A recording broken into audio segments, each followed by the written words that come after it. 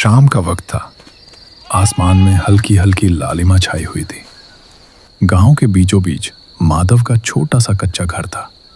चारों तरफ खेत और मिट्टी की पगडंडी। दिन भर खेत में मेहनत करने के बाद माधव थका हुआ अपने घर लौटा। जैसे ही उसने आंगन में कदम रखा, उसने ऊंची आवाज में कहा, अरे ओ भगवान, क्या बना रही हो खाने में? ओ जी, सुनते हो? आज सुबह जब तुम खेत में गए थे तो मदनपुर जमींदार के यहाँ से एक आदमी आया था। अच्छा, क्या कह रहा था वो? अरे वो जमींदार साहब अपने पोते का जन्मदिन मना रहे हैं। पूरे गांव को दावत दी है। तुम्हें भी बुलाने आया था। अरे वाह, जमींदार की दावत खाने में तो मजा आ जाएगा। सुनो, फिर कुछ मत बनाओ, मैं तुम्हारे लिए भी कुछ अच्छा ले आऊंगा। ठीक है जी, लेकिन एक बात, जल्दी लौट आना, ज्यादा रात मत करना। तभी बाहर से भारी और बुजुर्ग आवाज सुनाई दी। माधव, ओ माधव, घर पर हो ना? हाँ काका, बस आया। अरे काका, अच्छा हुआ आप आ गए। मुझे तो लग रहा था सब मुझे छोड़कर पहले ही निकल गए होंगे। अरे भाई, दावत का नाम सुनते ही कौन रुकता है। दोनों हंसते बातें करते हुए जमींदार के बड़े हवेली की ओर चल पड़े। रात के लगभग 9 बज चुके थे। माधव ने पेट भरकर खाना खाया और फिर धीरे से बाहर आ गया। आसमान में आधा चांद बादलों के बीच छुप छुप कर निकल रहा था। माधव ने चारों तरफ देखा और खुद से बुदबुदाया, अरे भाई, बहुत रात हो गई है। मुझे तो पता ही नहीं चला समय कैसे निकल गया। और ये काका कहाँ चले गए? अभी तो यहीं बैठे थे। उसने भीड़ में दोबारा झांक कर देखा, पर चमन काका कहीं दिखाई नहीं दिए। माधव थोड़ा परेशान हो गया। भाई, अब मैं कहाँ ढूंढूं? इतनी बड़ी हवेली में किससे पूछूं? कुछ पल वो वहीं खड़ा सोचता रहा, फिर सिर हिलाते हुए बोला, घर ही चला जाता हूँ। काका किसी के साथ आ ही जाएंगे, शायद पहले ही निकल गए हों। यह सोचकर वो हवेली के बड़े फाटक से बाहर निकल आया। बाहर अंधेरा गहरा चुका था। गांव की पगडंडी अब सुनसान पड़ी थी। माधव ने अपनी धोती संभाली और तेज कदमों से घर की ओर चल पड़ा। करीब 10 मिनट ही चला होगा कि पीछे से एक धीमी मगर साफ आवाज आई, माधव। माधव के कदम अचानक रुक गए। उसने धीरे धीरे पलटकर पीछे देखा। अंधेरे में चांदनी की हल्की रोशनी के बीच चमन काका खड़े थे। अरे काका, आप कहाँ रह गए थे? मुझे लगा आप पहले ही निकल गए होंगे। लेकिन काका ने कोई जवाब नहीं दिया। उनके चेहरे पर अजीब सी गंभीरता थी। उन्होंने बस धीमे स्वर में कहा, चल बेटा, जल्दी चल। उनकी आवाज में पहले वाली हंसी मजाक नहीं थी, कुछ अलग, कुछ ठंडा सा। माधव को थोड़ा अजीब लगा, लेकिन वो कुछ बोले बिना उनके साथ चलने लगा। चारों तरफ सन्नाटा था। सिर्फ जिंगुरों की तेज आवाजें और पैरों के नीचे कंकड़ों की चरमराहट सुनाई दे रही थी। हवा भी अब कुछ ज्यादा ठंडी लगने लगी थी। करीब आधा घंटा बीत गया। माधव को अचानक एहसास हुआ कि रास्ता कुछ अलग है। उसने इधर उधर देखा। ये पगडंडी उसे जानी पहचानी नहीं लग रही थी। वो रुक गया। अरे काका, ये रास्ता कुछ अजीब नहीं लग रहा, जैसे ये बिल्कुल अनजान हो। और हम इतने देर से चल रहे हैं, फिर भी घर नहीं पहुंचे। काका ने बिना उसकी तरफ देखे जवाब दिया, अरे बेटा, यही सही रास्ता है, कुछ ही देर में पहुंच जाएंगे। उनकी आवाज अब और भी भारी और धीमी थी। माधव ने खुद को समझाया, शायद रात की वजह से रास्ता अजीब लग रहा है। तभी अचानक आसमान में तेज गरज हुई। बिजली चमकी और कुछ ही पलों में मूसलाधार बारिश शुरू हो गई। ये लो, अब ये बारिश भी शुरू हो गई। बारिश इतनी तेज थी कि आंखें खोलना मुश्किल हो रहा था। कपड़े कुछ ही सेकंड में भीग गए। तभी बिजली की चमक में सामने कुछ दिखा। एक पुराना टूटा फूटा खंडहर, जिसकी दीवारें काली और जर्जर थीं। दरवाजा आधा टूटा हुआ था और अंदर घुप अंधेरा। काका ने इशारा किया, आ बेटा, इधर चल, बारिश रुकने तक यहीं रुकते हैं। माधव ने खंडहर की तरफ देखा। उसके दिल में हल्की घबराहट उठी। उसे याद आया, बचपन में लोग कहते थे कि इस रास्ते के पास एक पुरानी अस्पताल है जहां कोई नहीं जाता। लेकिन बारिश इतनी तेज थी कि और कोई सहारा नहीं था। दोनों उस खंडहर की ओर बढ़ गए। अस्पताल के अंदर कदम रखते ही माधव को अजीब सा एहसास हुआ। चारों तरफ टूटी फूटी दीवारें थी, छत से प्लास्टर जड़ रहा था, खिड़कियों के शीशे टूटे हुए थे और हवा जब अंदर आती तो दरवाजे चरमराने लगते। अंदर से तेज सड़ांध की बदबू आ रही थी, जैसे कुछ बहुत दिनों से सड़ रहा हो। माधव ने नाक पर हाथ रखा। तभी काका ने कहा, आजा अंदर आ, वहां एक बेड है, वहीं पर आराम कर लेते हैं। माधव चौंक गया। काका को इस जगह के बारे में कैसे पता? ये तो जैसे पहले भी यहाँ आ चुके हों। लेकिन उसने कुछ नहीं कहा। दोनों एक कमरे में पहुंचे। सच में वहां एक पुराना जंग लगा लोहे का बेड पड़ा था। उसके ऊपर फटी हुई गंदी चादर थी। बेटा, तुम यहीं आराम करो, मैं बस हल्का होकर आता हूं। यह कहकर वो अंधेरे गलियारे में गायब हो गए। माधव बेड पर बैठ गया। बाहर तेज बारिश हो रही थी, छत से पानी टपक रहा था। खाना ज्यादा खा लेने और दिन भर की थकान के कारण उसकी आंख कब लग गई उसे पता ही नहीं चला। रात के ठीक 12 बज चुके थे। अचानक तेज बिजली कड़की। माधव की नींद टूट गई। वो घबरा कर उठ बैठा। अरे बाप रे, इतनी रात हो गई। तभी उसकी आंखों के सामने से एक काली परछाई तेजी से गुजरी। माधव का दिल जोर से धड़कने लगा। ये क्या था? और काका कहाँ गए? उसने घबराकर इधर उधर देखा। वो डरते डरते बाहर निकला और आवाज लगाई, काका, ओ काका, कहाँ हो? चलो, बारिश भी रुक गई है, घर चलते हैं। जैसे ही वो बाहर बरामदे में पहुंचा, उसने देखा एक कोने में कोई काली आकृति खड़ी थी, बिल्कुल स्थिर, बिना हिले, बिना बोले। माधव कांपती आवाज में बोला, अरे काका, तुम हो क्या? चलो जल्दी चलो, बहुत रात हो गई है। कोने में खड़ी वो काली आकृति धीरे धीरे हिली। अंधेरे में सिर्फ उसकी 2 हल्की चमकती आंखें दिखाई दे रही थीं। फिर अचानक एक भारी घिसटती हुई आवाज गूंजी, घर? कौन सा घर? यही मेरा घर है और आज से तेरा भी घर यहीं होगा। कमरे का दरवाजा अपने आप जोर से बंद हो गया। माधव बुरी तरह चौंक गया। उसका दिल सीने से बाहर निकलने को था। काका, ऐसे मजाक मत करो। तभी बिजली चमकी। उस एक पल की रोशनी में माधव ने जो देखा, उसका खून जम गया। वो चमन काका नहीं थे। उनका चेहरा आधा सड़ा हुआ था, आंखें गहरी काली, होंठ फटे हुए। कपड़े भी वही थे, लेकिन शरीर जमीन से कुछ इंच ऊपर हवा में तैर रहा था। माधव पीछे हटने लगा। नहीं, ये काका नहीं हो सकते। अचानक पीछे से एक भयानक, कई आवाजों में मिलती जुलती फुसफुसाहट गूंजी। एक और शिकार, आज हमारी भूख मिटेगी। उसने घबराकर आंखें बंद कर लीं और पूरी ताकत से चिल्लाया, बचाओ, बचाओ। अचानक किसी ने उसके कंधे पर हाथ रखा। हाथ ठंडा था, लेकिन पहले वाले हाथ जैसा सड़ा हुआ नहीं। माधव धीरे धीरे पलटा। पीछे चमन काका खड़े थे। वो सामान्य दिख रहे थे, वही धोती, वही लाठी, वही चेहरा। काका ने हैरानी से पूछा, अरे बेटा, तू यहाँ क्या कर रहा है? मैं तो तुझे बाहर ढूंढ रहा था। माधव की सांसें तेज चल रही थीं। उसका दिमाग काम नहीं कर रहा था। ये कैसे हो सकता है? अभी तो वो समझ नहीं पा रहा था, ये असली काका है या वही काली चीज उनका रूप बदलकर खड़ी है। माधव की आवाज कांप रही थी, काका, क्या सच में ये आप ही हो? हाँ बेटा, मैं ही हूँ। क्या हुआ तुझे? चल पहले यहाँ से निकलते हैं। दोनों तेज कदमों से गांव की ओर चलने लगे। पीछे मुड़कर देखने की हिम्मत किसी में नहीं थी। कुछ देर बाद दूर से गांव की टिमटिमाती रोशनी दिखाई देने लगी। अब माधव को थोड़ी हिम्मत मिली। गांव के पास पहुंचते ही माधव अचानक रुक गया। काका, मुझे आपको सब बताना है। उसने पूरी घटना शुरू से आखिर तक बता दी। बेटा, मैं सब जानता हूँ। माधव चौंक गया। क्या मतलब? बहुत साल पहले उस अस्पताल में आग लगी थी। कई गरीब लोग जिंदा जल गए थे।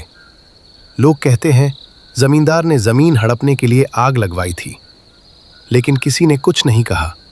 डर के मारे। तब से वो आत्माएं भटक रही हैं। वो जमींदार को दोषी मानती हैं और जो भी उसके घर जाता है उसे अपना दुश्मन समझती हैं। काका, अच्छा हुआ आप सही समय पर आ गए, वरना मैं तो। तेरी किस्मत अच्छी थी बेटा। चलो काका, घर चलते हैं। मेरी बीवी मेरा इंतजार कर रही होगी। ये कहानी है गढ़मुक्तेश्वर नाम के एक ऐसे गांव की जहां सूरज ढलते ही सन्नाटा अपनी चादर ओढ़ लेता था। गांव के लोग शहर की चकाचौंध से दूर अपनी एक अलग ही दुनिया में रहते थे। लेकिन इस गांव का एक हिस्सा ऐसा था जहां परिंदे भी पर मारने से कतराते थे। वो था गांव का पुराना सब स्टेशन। अरे भाई, ये कैसा गांव है? अभी शाम के 7 भी नहीं बजे और ऐसा लग रहा है जैसे आधी रात हो गई हो। मोबाइल का नेटवर्क भी चला गया और अब ये बिजली भी गुल हो गई।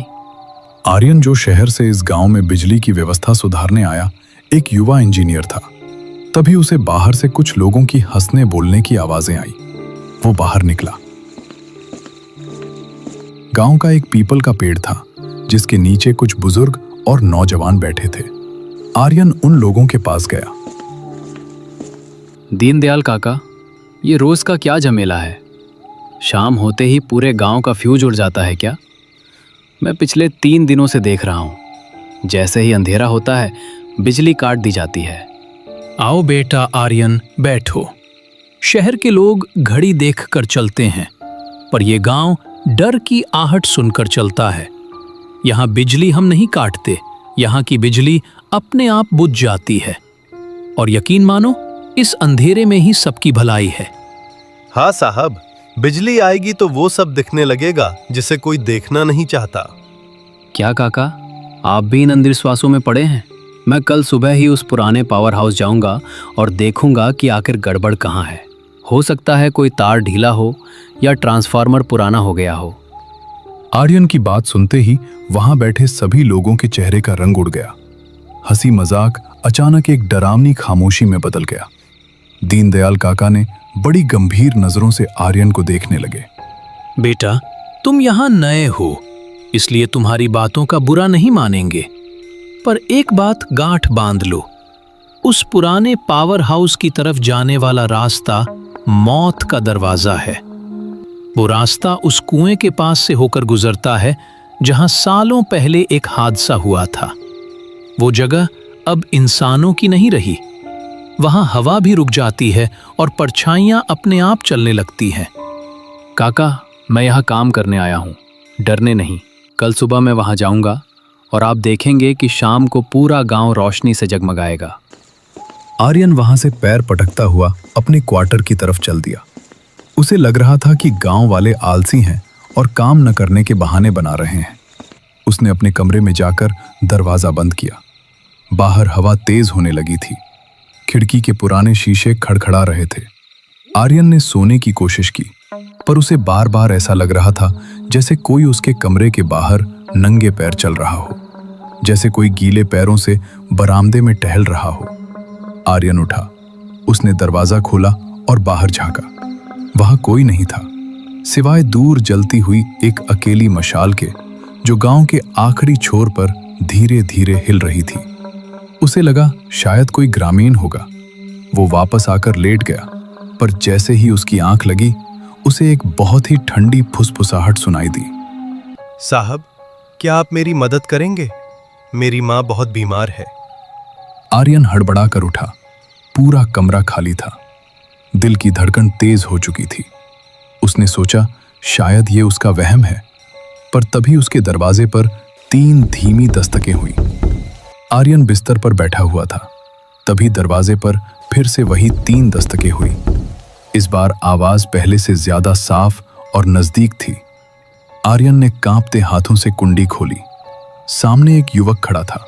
उसका चेहरा इतना सफेद था मानो उसमें खून की एक बूंद भी न बची हो। कौन हो तुम? इतनी रात को यहाँ क्या कर रहे हो? तुम्हें पता नहीं कि ये सरकारी क्वार्टर है? साहब, माफ करना, मेरा नाम रुद्र है। मैं पास के ही खेत वाले घर से आया हूँ। मेरी माँ, साहब, मेरी माँ की तबीयत बहुत खराब है। उन्हें तेज बुखार है और सांस लेने में तकलीफ हो रही है। इस बारिश में कोई मेरी मदद नहीं कर रहा। सबने अपने दरवाजे बंद कर लिए हैं। साहब, मैंने सुना है आप शहर से आए हैं। आपके पास दवाइयां होंगी, कृपया मेरे साथ चलिए। आर्यन को एक पल के लिए अजीब लगा, पर एक बेबस बेटे की पुकार सुनकर उसका दिल पसीज गया।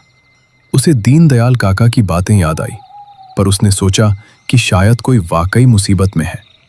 देखो रुद्र, मैं डॉक्टर नहीं हूँ। मैं तो यहाँ बिजली का काम देखने आया हूँ।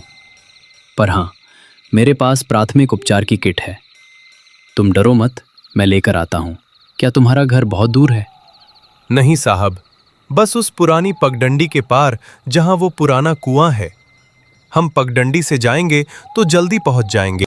आर्यन अंदर जाकर कुछ दवाएं अपनी जेब में डाल दी और रुद्र के पीछे पीछे चल दिया। जैसे ही वे क्वार्टर से बाहर निकले, सन्नाटा और गहरा हो गया। गांव की गलियां सुनसान थी। रुद्र आगे आगे चल रहा था, और अजीब बात यह थी, रुद्र के चलने की कोई आवाज नहीं आ रही थी।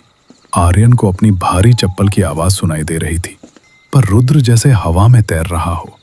वे धीरे धीरे उस पुराने सब स्टेशन वाले रास्ते की ओर बढ़ने लगे। वो रास्ता घने पेड़ों से घिरा हुआ था। पेड़ों की टहनियां हवा में ऐसे हिल रही थी जैसे कोई विशाल हाथ उन्हें रोकने की कोशिश कर रहा हो। रुद्र, तुम लोग इस सुनसान इलाके में क्यों रहते हो? यहाँ तो बिजली के खंभे भी पुराने हैं। कल मैं इसी इलाके का मुआयना करने वाला था। साहब, हम वहां रहते नहीं हैं, हम वहां बंधे हुए हैं। बरसों से उस कुएं ने हमें कहीं जाने ही नहीं दिया।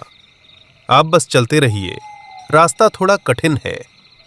तभी अचानक आर्यन को झाड़ियों में हलचल महसूस हुई। दोनों ने पीछे मुड़कर देखा। दूर अंधेरे में उसे दो चमकती हुई आंखें दिखाई दी। उसे लगा कोई जानवर होगा, पर तभी उसे इंसानी फुसफुसाहट सुनाई दी। एक और शिकार। आज फिर कोई इस रास्ते पर आया है। रुद्र, ये आवाजें कहाँ से आ रही हैं? आवाजों पर ध्यान मत दीजिए साहब, वो तो बस भटके हुए लोग हैं। हम पहुंच गए हैं। देखिए, वो रहा मेरा घर। आर्यन ने सामने देखा। एक पुराना घर दिखाई दे रहा था। घर के बाहर एक पुराना बिजली का खंभा टेढ़ा होकर गिरा हुआ था। आर्यन जैसे ही उस घर के आंगन में पहुंचा, उसे एक बहुत तेज सड़न की बदबू आई। ऐसी बदबू जैसे कोई चीज महीनों से वहां मरकर सड़ रही हो। साहब, अंदर चलिए, माँ अंदर इंतजार कर रही हैं। और याद रखिएगा, अंदर जो भी देखें घबराइए मत, वो बस हमारी मजबूरी है। आर्यन का मन कह रहा था कि यहां से भाग जाए, पर उसके पैर जैसे जमीन से चिपक गए थे। अंदर का नजारा देखकर आर्यन के हाथ पैर कांप गए।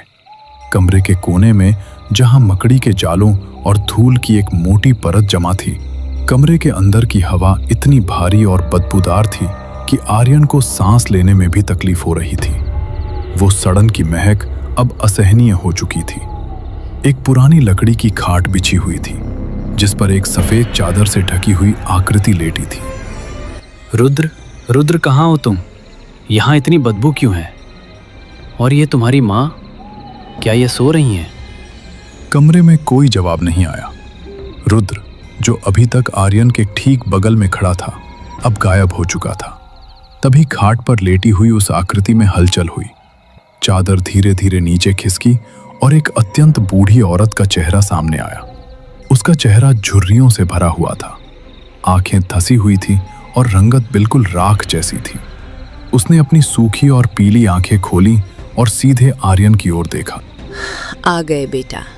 रुद्र कह रहा था कि शहर से कोई नया साहब आया है जो गांव का अंधेरा दूर करेगा। क्या तुम मेरा अंधेरा भी दूर कर दोगे? आर्यन के गले से आवाज नहीं निकल रही थी। उसके नाखून काले और लंबे थे और उसकी खाल हड्डियों से ऐसे चिपकी थी जैसे वो कोई कंकाल हो। जी माँ जी। रुद्र ने कहा कि आपकी तबीयत खराब है। उसे बुलाइए, मैं दवाइयाँ लाया हूँ। दवाई? अब दवाइयों का वक्त गुजर चुका है बेटा। अब तो सिर्फ हिसाब का वक्त है। देखो, देखो बाहर उस खंबे को। वो खंबा आज भी प्यासा है। बाहर वही टूटा हुआ खंबा जो रुद्र के घर के बाहर गिरा था, अब अजीब तरह से चमक रहा था। अचानक कमरे की दीवार पर रुद्र की परछाई दिखाई दी, पर रुद्र वहां खुद मौजूद नहीं था। साहब, आप सोच रहे होंगे कि मैं आपको यहां क्यों लाया। ये कोई घर नहीं है, ये एक जेल है। 2 साल पहले जब ये खंभा गिरा था, तब गांव के लोग तमाशा देख रहे थे।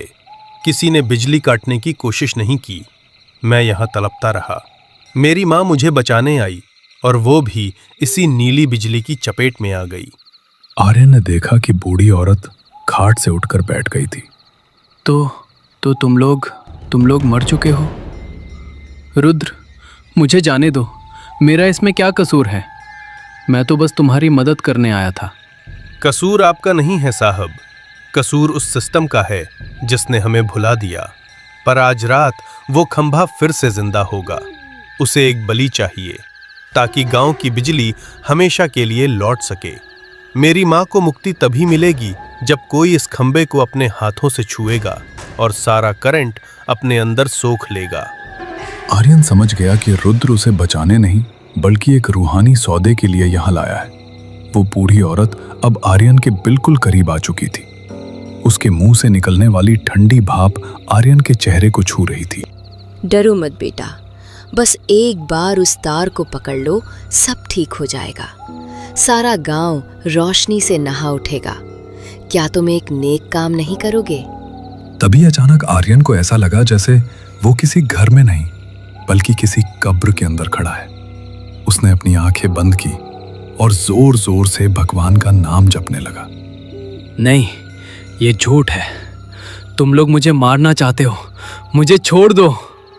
जैसे ही आर्यन ने अपनी आंखें खोली, उसने देखा कि रुद्र और उसकी माँ उसके सामने खड़े होकर उसे घूर रहे थे।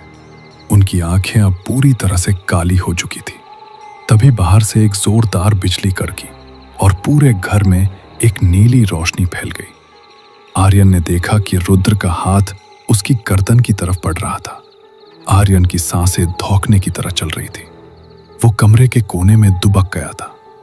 रुद्र का हाथ, जो किसी ठंडी बर्फ की सिल्ली जैसा था, आर्यन की गर्दन की तरफ बढ़ रहा था। कमरे की हवा इतनी ठंडी हो चुकी थी कि आर्यन के मुंह से निकलने वाली भाप उसे साफ दिखाई दे रही थी। वो बूढ़ी औरत खाट पर बैठी बैठी अब किसी बेसुरी आवाज में रोने लगी थी, पर वो रोना दुख का नहीं बल्कि एक भूख का था। रुद्र, रुक जाओ। तुमने कहा था कि तुम अपनी माँ के लिए मदद चाहते हो। क्या किसी बेगुनाह की जान लेना ही तुम्हारी मदद है?